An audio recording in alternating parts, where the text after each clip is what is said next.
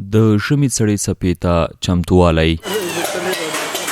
دا د لغمان په زړه مهترلام ښار کې د بخاریو جوړونکو یا حلبي سازانو مارکیټ دی. په یاد مارکیټ کې شاوخوا 15 حلبي سازان شته.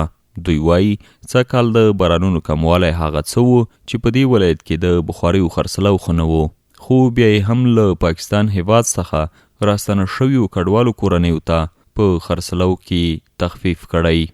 دلته داسې بخاریګانې جوړیږي چې د ترکي په نوم باندې یو رقم بخاریګانې دي چې کیفیت یې د ترکیې نه هم باندې دی. سږکال خو بارانونه هم نشته او الحمدلله بس الله ښه پیږي، موږ نه پیږو، نو په دغه ارتباط د پروشات هم لږ ذره کم دی.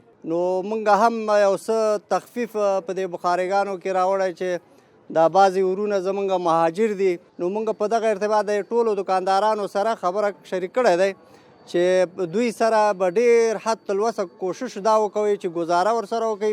احمد چې له پاکستان هیواد څخه تازه راستون شوی وایي هوا یخه ده او غواړي چې په خپل ولایت کې تولید شوي بخارۍ وپیري.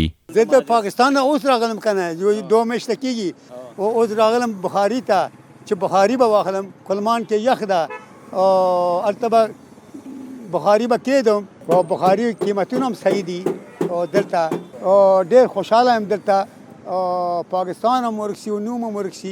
د یادونې ده چې په لغمان ولایت کې جوړه شوې دا بخارۍ د ښه کیفیت له امله د دې ولایت سربیره پلازمینې کابل، نورستان، کونړ، کاپیسا او ځینو نور ولایتونو ته هم انتقالیږي.